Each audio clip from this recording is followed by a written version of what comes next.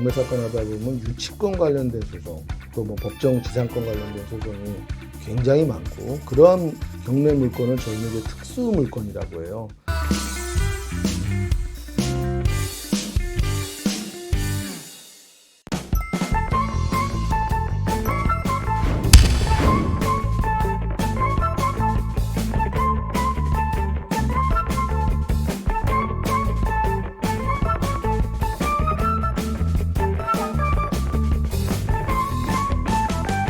이런 경우가 실무적으로 굉장히 많아요. 그리고 이제 저도 이제 뭐 경매 쪽 사건을 많이 하다 보니까, 경매 사건 하다 보면 유치권 관련된 소송, 또 뭐 법정 지상권 관련된 소송이 굉장히 많고, 그러한 경매 물건을 저희는 이제 특수 물건이라고 해요. 어떻게 보면은 경매에서 위험성이 크고, 대신 이 위험 요소를 해지한다면은 그만큼 이익도 많은 그런 사건들입니다. 근데 이제 이 경우에는 일단은 유치권 자체는 적법합니다.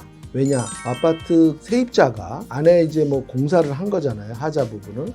이런 경우에는 보통 필요비나 유익비 중에 한 가지에 해당이 될 확률이 매우 높습니다. 그렇기 때문에 세입자는 이런 필요비, 유익비 상환 청구권을 집주인한테 할 수가 있고요.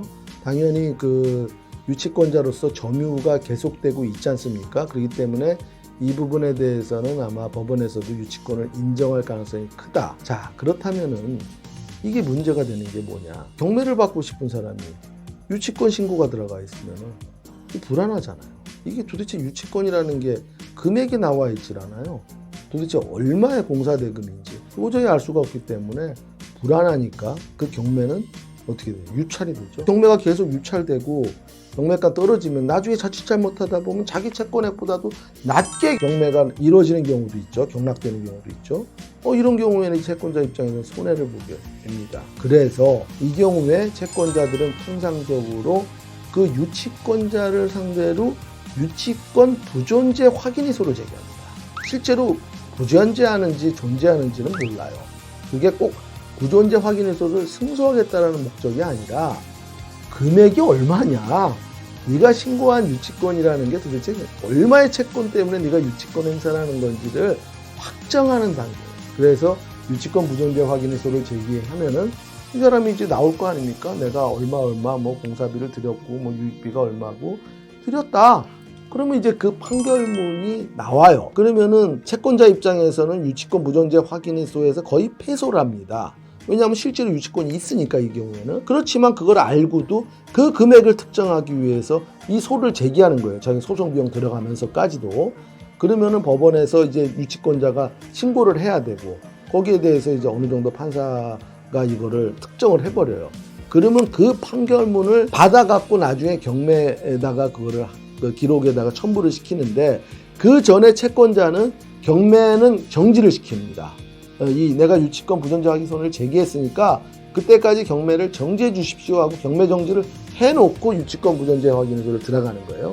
그럼 유치권 부존재 확인서에서 이제 판결이 나오면은 그 판결문을 갖고 다시 경매법원에다가 제출하면서 다시 경매 재개 신청을 하는 겁니다. 그러면 경매를 재개할 때는 경매 기록에 유치권 금액이 이제 특정이 되는 거예요. 이 세입자가 500만 원 공사비 때문에 하는 거다. 그러면 이제 경매를 받는 사람, 500만 원? 별거 아니네. 자, 그러면은 내가 생각했던 낙찰금에서 500만 원만 깎는 거예요. 어차피 이거는 내가 유치권자한테 나중에 물어줘야 되니까 깎아갖고, 뭐 예를 들어서 내가 1억을 쓰고 싶었다 하면 1,500만 원을 쓰는 겁니다. 그러면 이제 500만 원을 이제 세이브해 놓는 거예요. 유치권자한테 줄 돈으로. 이렇게 해갖고 경매를 진행시켜야지 됩니다. 사실 실무적으로 보면은 이게 이 사안 같은 경우에는 뭐 세입자가 실제로 뭐 필요비나 유익비를 했으니까 뭐 맞겠죠. 근데 가짜로 하는 경우도 정말 많습니다. 가짜로. 심지어는 세입자하고 짜고 하는 경우도 있어요. 그러니까 사실은 유치권에 대해서는 면밀한 어떤 검토가 필요한데, 일단은 실제로 그 유치권이 맞냐, 진짜 이 사람이 공사비를 들였냐, 그리고 점유가 계속돼야 돼요. 점유가. 중간에 만약에 끊겼다. 이 경우에 이제 신축 건물 같은 경우가 많은데, 공사업자가 처음에 공사를 하다가 중간에 이제 그 건축주가 이제 돈을 안 주니까 그냥 철수해 버렸어요. 철수를 했다가 나중에 가서 다시 나 유치권 행사할래 다시 들어오는 거예요. 이런 경우에는 점유가 단절이 돼요. 자, 그러면 다시 들어올 때의 점유는 건축주의 의사에 반하는 거죠. 그죠? 그렇기 때문에 이거 불법 점유가 됩니다. 결국은 이런 경우에는 유치권이 배제되는 거예요. 결국 유치권이 무효가 되는 거예요. 그래서 유치권 부존재 확인이소를 제기할 때 가장 많이 다투는 게 점유의 연속성이 있었냐, 그리고 그게 건물과 관련된 공사대금 채권이냐, 이런 걸 또 많이 봐요. 모든 채권이 다 유치권 행사가 되는 건 아니거든요. 그런 점에 대해서 유치권 부존재 확인이소를 제기할 때 굉장히 쟁점이 많이 되기 때문에 사실은 이런 어떤 가짜 유치권 행사하는 거를 깨는 게 바로 저희 같은 이제 부동산 전문 변호사들입니다.